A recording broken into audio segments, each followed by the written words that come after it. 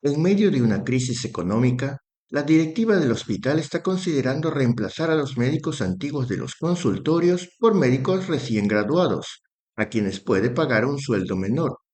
No obstante, algunos no están de acuerdo con esta política. Dicen que ello repercutirá negativamente en la calidad de atención a los pacientes, ya que los médicos recién graduados tienen poca experiencia. Pero las autoridades creen que no habrá mayores problemas. Piensan que el hecho de tener conocimientos frescos y actualizados bastará para compensar este inconveniente. Con el objetivo de determinar quién tiene la razón, a alguien se le ocurre hacer un estudio que determine con precisión qué impacto tiene la experiencia del médico en la atención de la clientela. Pero pronto se da cuenta de que no es tan sencillo. Necesita determinar no solo cuáles son las variables a medir, sino también cómo va a medirlas. Hoy veremos en qué forma se realiza esta tarea.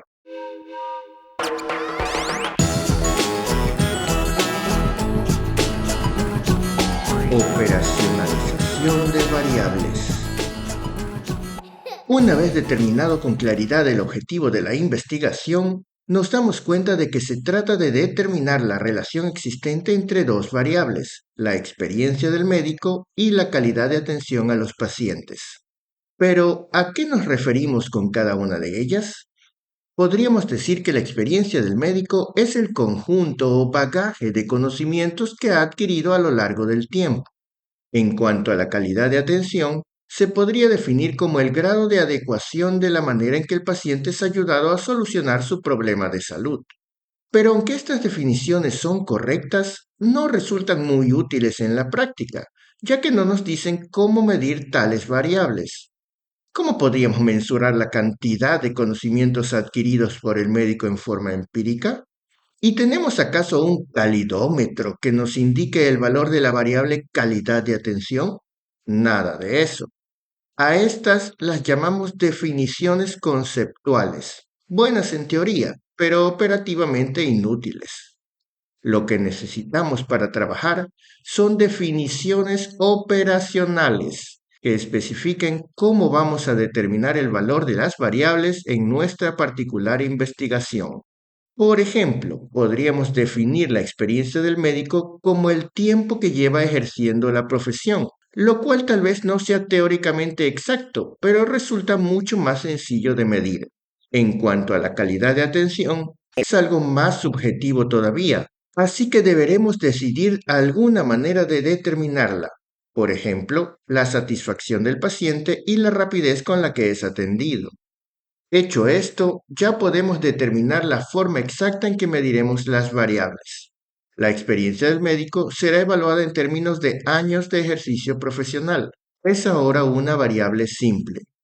La calidad de atención, por el contrario, la hemos dividido en dos partes: el tiempo que se demora la misma y la satisfacción subjetiva percibida por los pacientes. Así pues, para determinar el valor de esta variable tenemos que combinar dos medidas. La primera sería una cantidad de minutos y la segunda podríamos computarla mediante la aplicación de una encuesta con una escala de Likert. Y con esto ya tenemos especificadas las cosas que necesitamos para operacionalizar las variables del estudio, dimensiones e indicadores.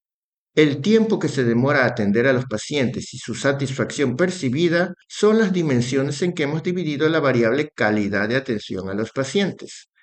La variable experiencia del médico es simple, no tiene dimensiones.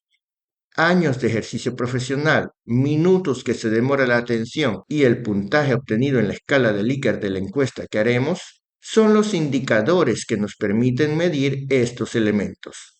Hemos completado nuestro enfoque básico.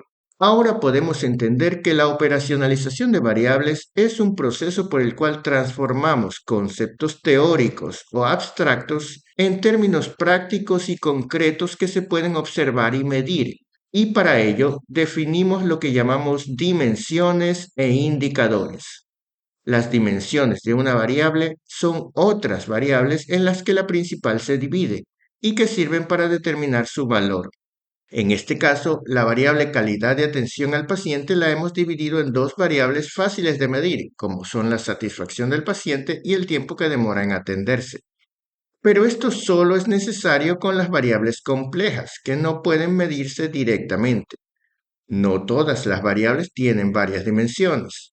Variables como edad, sexo, estatura, etc., son variables simples que no necesitan dividirse en dimensiones. En nuestro caso, la variable experiencia del médico la hemos considerado simple. Los indicadores son las formas en que se mide cada variable. Por ejemplo, la variable edad la mediríamos en número de años, la variable estatura mediante centímetros, la variable peso con kilogramos, etc. Ahora supongamos que otro investigador quiere confirmar los resultados de nuestro estudio, pero en vez de medir la calidad de atención a los pacientes en términos de tiempo que se demora atenderlos y satisfacción percibida por los mismos, lo hace evaluando otros parámetros. Por ejemplo, la eficacia de los tratamientos prescritos, el número de complicaciones reportadas luego de la atención, la mortalidad, etc. Los resultados de ambos estudios no son directamente comparables, ya que la misma variable se midió con dimensiones diferentes. Es por ello que un requisito de toda investigación científica es declarar de qué modo se trataron sus variables, para que cualquier otro investigador pueda replicar el estudio de la misma forma. Y esto se suele hacer confeccionando una tabla o matriz de operacionalización de variables. En nuestro caso, podríamos hacer algo parecido a lo siguiente. En una primera columna detallamos los objetivos, en este caso uno solo: determinar la relación existente entre la experiencia del médico y la calidad de atención a los pacientes en un consultorio.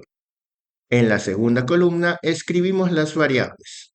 En la tercera y cuarta, las definiciones conceptual y operacional respectivamente. Luego las dimensiones cuando existen y después los indicadores utilizados. En otra columna pondremos de qué tipo es cada variable y por último la fuente de donde hemos tomado la información. Todo esto ayudará a cualquier otro investigador a replicar adecuadamente el estudio si lo desea, y también a quien quiera hacer una revisión bibliográfica o un metaanálisis. Y en general, ayudará a cualquier persona que necesite analizar en forma crítica y científica los resultados obtenidos. No todas las columnas aquí mostradas son obligatorias siempre.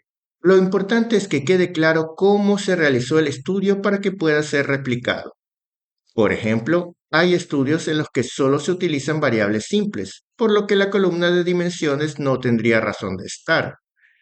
En otros casos se puede omitir la columna de objetivos o la de definición conceptual cuando no son indispensables para una buena comprensión. En todo caso, el sentido común nos guiará a la mejor presentación posible. Espero que les haya gustado este resumen. Nos vemos en una próxima ocasión.